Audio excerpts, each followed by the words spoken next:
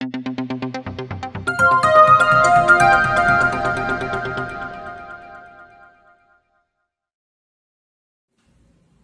दोस्तों, electronics knowledge by MK की इस चैनल में आपका एक बार फिर से स्वागत है। दोस्तों, रेडियो की इस सीरीज में जो है मैं आज आपको एक नई वीडियो बना बना के बता रहा हूँ। ये वीडियो जो है रेडियो के फॉल्ट फाइंडिंग के रिगार्डिंग है। रेडियो में फॉल्ट फाइंडिंग के लिए जो है अलग अलग स्टेप होते हैं, लेकिन जो है कुछ जो है कॉमन स्टेप होते हैं जो है हर एक रेडियो में दृष्टिगोचर होते हैं जब वो रेडियो खराब होता है। तो आज जो है मैं आपको रेडियो के एक फॉल्ट के बारे में बताना चाहता हूँ।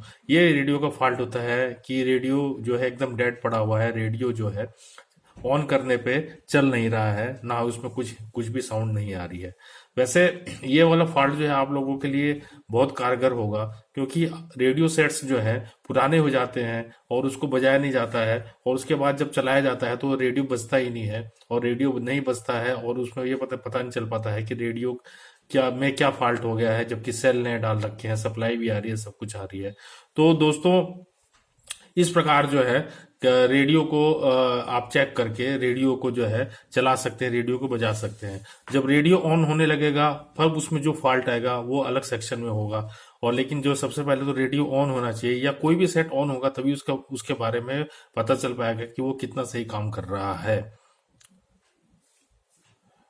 वैसे तो हर एक रेडियो सेट्स में जो है अलग अलग फॉल्ट होते हैं, और वो रिपीट बहुत कम ही होते हैं। सेट्स को देख करके ही पता लगता है कि जो है इसके अंदर क्या फॉल्ट है। लेकिन सेट डेड का एक ऐसा फॉल्ट है, तो अगर हो जाता है तो लगभग लगभग कॉमन ही होता है। तो दोस्तों, ये जो है रैमसन्स का रेडियो है, इसके बारे में इसको रेफरेंस लेके मैं आपको बता रहा हूँ कि मान लीजिए कि जैसे रेडियो है, रेडियो मैंने जो है इसमें नया सेल डाल दिया है, और नया सेल डालने के बाद जो है मैं इसको ऑन ऑफ कर रहा हूँ, तो ये रेडियो ऑन नहीं हो रहा है।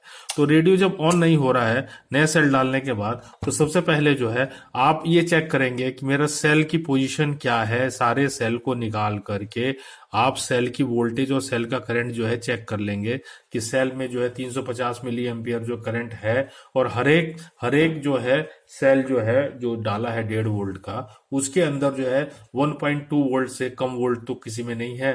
नहीं तो जो है बाकी सेल के करंट को जो है, और ये जो डेड सेल है वो पी जाएगा, और आपके रेडियो में करंट नहीं आएगा और रेडियो ऑन नहीं होगा। सबसे पहले फॉल्ट तो ये होता है कि सेल डालने के बाद जो है एक सेल जो है वीक है, बाकी सेल ठीक हैं, तो वो वीक सेल जो है बाकी सेल के करंट को पी जाता है और सेट को ऑन नहीं होने देता है। तो सेट डेड जो है सबसे पहले इस कारण से आता है। और दूसरी बात यह है कि आपने नए सेल डाल दिए हैं, लेकिन तब भी आपका रेडियो सेट जो है ऑन नहीं हो रहा है, तो दूसरा सबसे पहला स्टेप जो है आप भी, मैं पीछे में दिखा देता हूँ। ये आप इसका बैक कवर को जब खोलेंगे तो दोस्तों, ये जो है मैं ओपन करता हूँ, ये देखिए, ये मैंने इसका बैक कवर खोल दिया। हालांकि मैंने इसको बजाने के लिए यहाँ पे बैटरी लगा रखी है, तो और जब ये बिजली से बजता है तो ये बैटरी चार्ज हो जाती है, और 5 वोल्ट 5.5 वोल्ट से। और जब या इसमें जो है मैंने ये भी लगा रखा है मोबाइल से बजाने के लिए, तो जब मोबाइल चार्ज होता है, मोबाइल से बजता है, तो ये चार्ज हो जाता है। तो ये मैंने बैटरी लगा रखी है। लेकिन आपको मैं बता रहा हूँ कि जब सेल लगाएंगे तो सेल सेल नए हैं, लेकिन तब भी सेट डेड पड़ा हुआ है। तो आप जो है ये दोनों पॉइंट के कांटेक्ट को देख लेंगे। ये दोनों पॉइंट है, नेगेटिव है या पॉजिटिव है।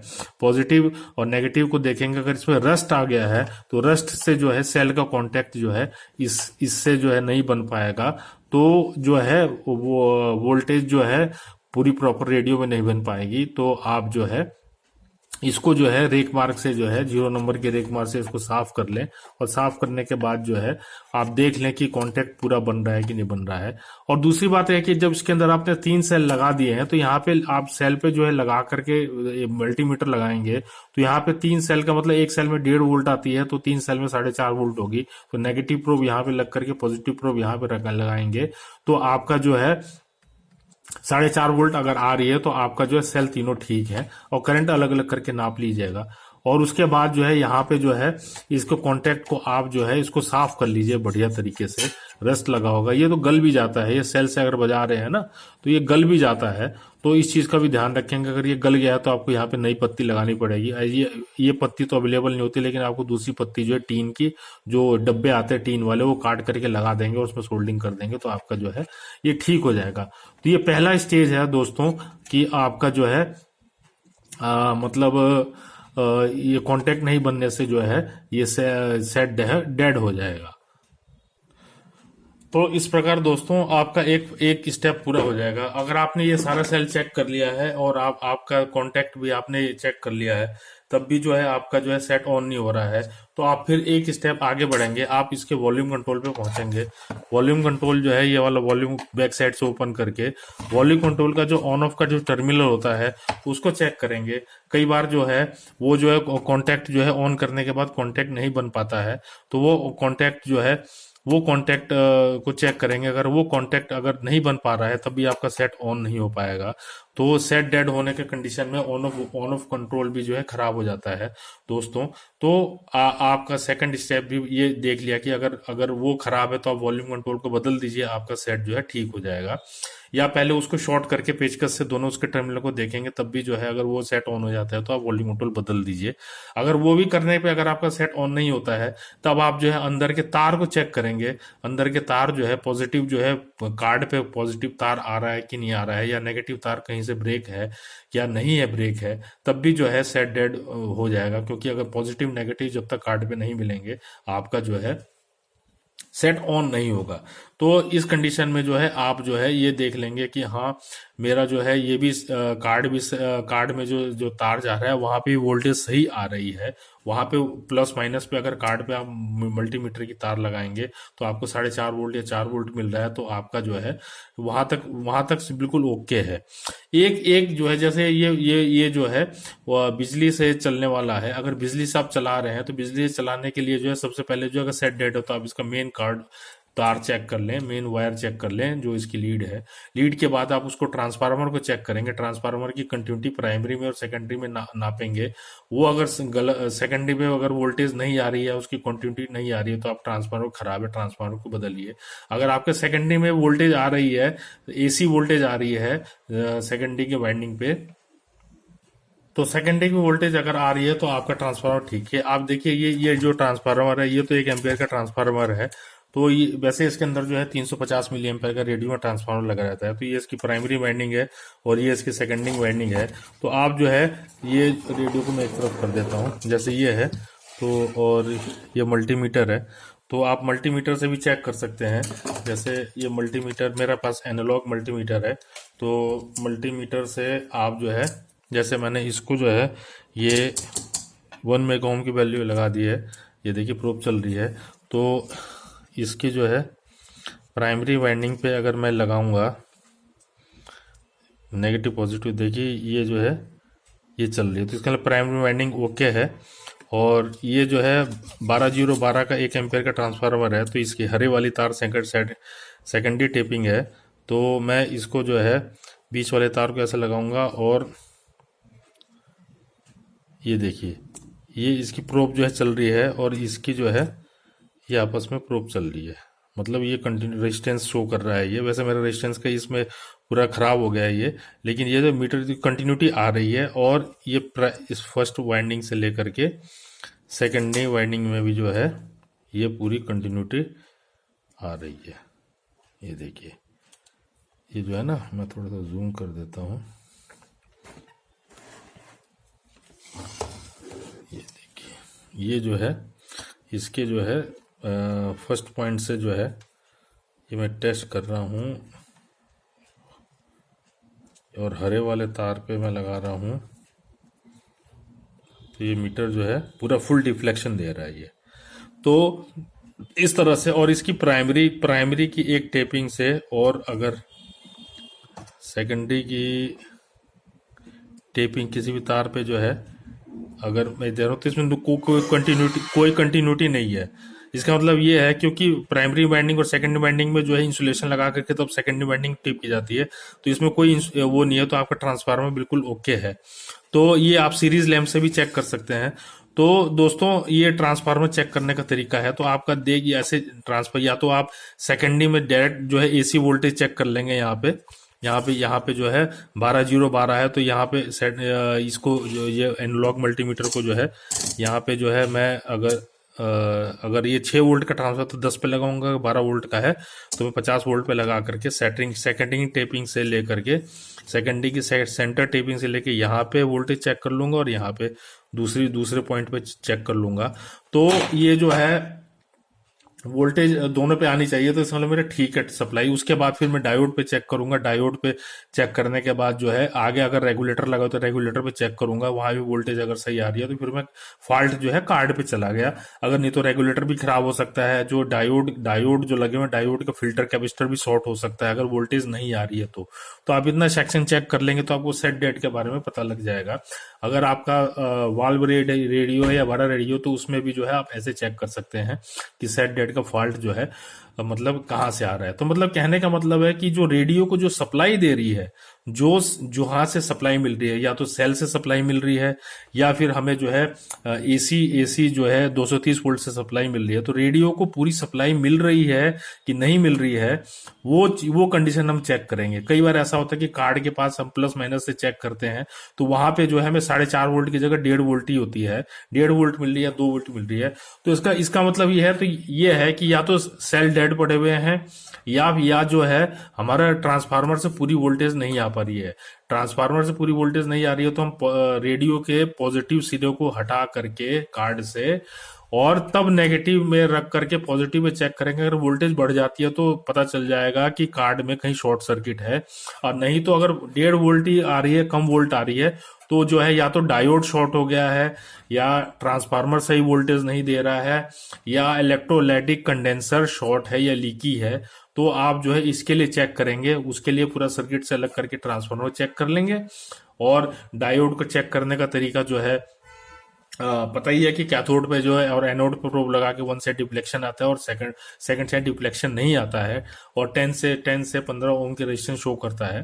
तो ये डायोड है। और लीकी में तो नेगेटिव प्रोब पॉजिटिव प्रोब जो है लगाने के बाद जो है एक बार डिफ्लेक्शन आता है और दूसरी बार हल्का सा डिफ्लेक्शन आके वो हो जाता है, शॉर्ट नहीं है। ये मैं एनालॉग मल्टीमीटर के बारे में बता रहा हूँ कि एनालॉग मल्टीमीटर से कैसे चेक करते हैं। तो अभी दोस्तों डायोड चेक करने के लिए, जैसे ये जो है मेरे पास जो है, ये देखिए एक 5402 डायोड है। ये हाई हाई करंट के लिए रेक्टिफायर में यूज होता है। IN 4007 और IN 4001 जो है इसका जो है सेम टेस्टिंग होती है। तो जैसे ये देखिए, ये मैं थोड़ा सा जूम कर देता हूं। मैं जूम करने के बाद जो है ये जो है ये डायोड का जो है ये वाला निशान जो है ये जो है कैथोड है और ये एनोड है। तो जो है आप जो है इसको जो है यहाँ पे एक बार ऐसे करेंगे तो ये देखिए कोई डिफ्लेक्शन नहीं आ रहा है मल्टीमीटर। पहले शॉर्ट करके देख लेंगे, तो शॉर्ट करने पे भी अगर नहीं आ रहा है डिफ्लेक्शन तो पहले ये देखिए, ये जो है ये पहले शॉर्ट मल्टीमीटर की प्रोब को जैसे करेंगे तो ये शॉर्ट होकर पूरा डिफ्लेक्शन देगा ये।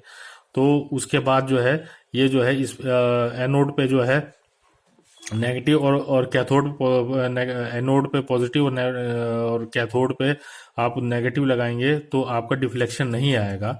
और जैसे ही इसको जो है रिवर्स कर देंगे तो ये जो है 1 साइड डिफ्लेक्शन देगा ये। तो ये डायोड की टेस्टिंग एनालॉग मल्टीमीटर से ऐसी की जाती है। 5402 हो चाहे आपका जो है 4001 हो, IN 4001 हो, 4007 हो, या जो है जीना डायोड हो, सबकी टेस्टिंग जो है एनालॉग मल्टीमीटर से ऐसी होती है। ये अगर जो है मेरा ये थोड़ा सा इसका रेजिस्टेंस खराब हो गया, नहीं तो रेजिस्टेंस जो है ना पूरा आपको जो है ये 10 से 20 ओम रेजिस्टेंस शो करता है। और अगर मान लीजिए कि ऐसे करने पे भी अगर जो है हल्की सी प्रोब जो है कि सुई जो है आगे भागती है तो आपको ये डायोड जो है लीकी होगा। तो ये आप डायोड को जो है ऐसे चेक कर सकते हैं। आप ये देखिए, ऐसे ये चाहे जीना डायोड हो, चाहे आपका IN 414 हो, चाहे OA79 हो, डायोड आप चेक कर सकते हैं।